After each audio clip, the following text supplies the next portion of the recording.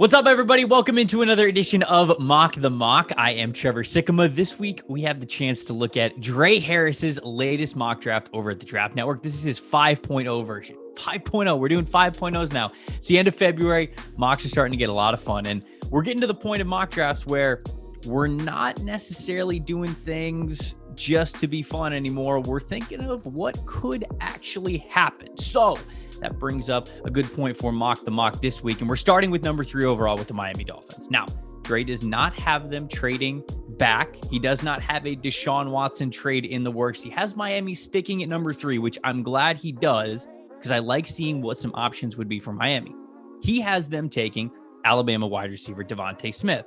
Makes sense, right? Tua Tagovailoa is the quarterback right now. You know the connection that they had when they were at Alabama, but I just don't think I'm in on the value here with Devontae Smith at number 3. Bucky Brooks from NFL Network was talking earlier this week on Twitter saying, man, there's just so many good wide receivers. You don't really have to stretch to pick one if you're selecting in the top 10 or the top 15. There's playmakers to get outside of that range in this draft, even on day 2, perhaps even day 3. So with that being said, taking Devontae Smith, who is a good wide receiver, I don't want to take that away from him, but it's a guy who's about 6 foot, $165 in weight. Wide receivers of his type just don't often succeed in the NFL. And when I'm looking at Miami at number 3, I'm thinking, look, they draft a guy like Penei Sewell, they can get themselves a surefire, fantastic offensive tackle, give yourself some versatility with Robert Hunt to potentially play him inside. All of that, to me, brings more value to Miami at number 3. So where Devontae Smith, he's a good football player, I'd be taking offensive tackle Penei Sewell if I was Miami here at number 3. For our next pick, we're popping down to number 15, where Drae has the New England Patriots selecting cornerback J.C. Horn. And this one is not totally a mock selection. I'm not really making fun of this here. It's more of, this is so interesting. I'd never thought of this pick before, but there are ways that it can make sense. Look, there's no denying the fact that the New England Patriots need somebody on offense, whether it's a franchise quarterback or a great tight end or an explosive wide receiver.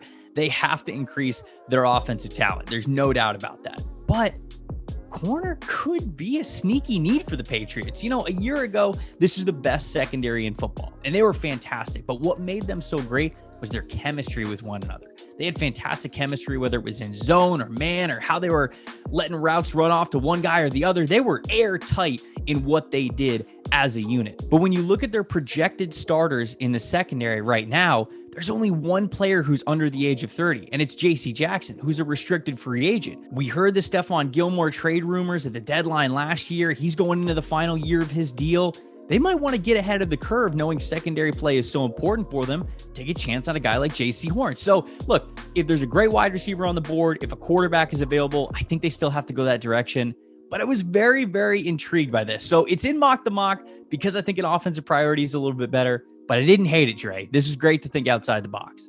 For our final selection, we once again have to make wide receiver the theme because at number 20, Drae had the Chicago Bears taking Rashad Bateman, the wide receiver from Minnesota. Rashad Bateman, fantastic prospect. He can be an X-receiver in the NFL. He's very smooth in his routes. He's so nuanced, knows what he's doing. Yeah, he doesn't have the top-end athleticism as some other guys, but I didn't want to hate on his game too much here. However, Jalen Waddle was still on the board when Rashad Bateman went off at number 20. That's got to be the pick here, if you ask me. I know that Bateman can be a great complement to what Chicago has in the receiver room right now, whether Allen Robinson comes back or not. I just think that Jalen Waddle presents the higher ceiling. When you look at a lot of the teams that are succeeding at the highest level in the NFL right now, these teams that are making it far in the playoffs with their offenses, they've got these athletes on the field, these incredible athletes who are almost trump cards in and of their own way for offensive game plans. Defenses don't know how to handle them. That's Jalen Waddle. To me, he's got that speed that makes it so hard to cover. He's got to take a lot of eyes on him to make sure that you know where he is at all times. And he can be a game breaker at any time. Get the ball in his hands right near the line of scrimmage. He can take it to the house at any time, or you can hit him with a deep shot over the top. Jalen Waddle's speed, and with him still on the board, I think that had to be the pick for Chicago if they were going wide receiver.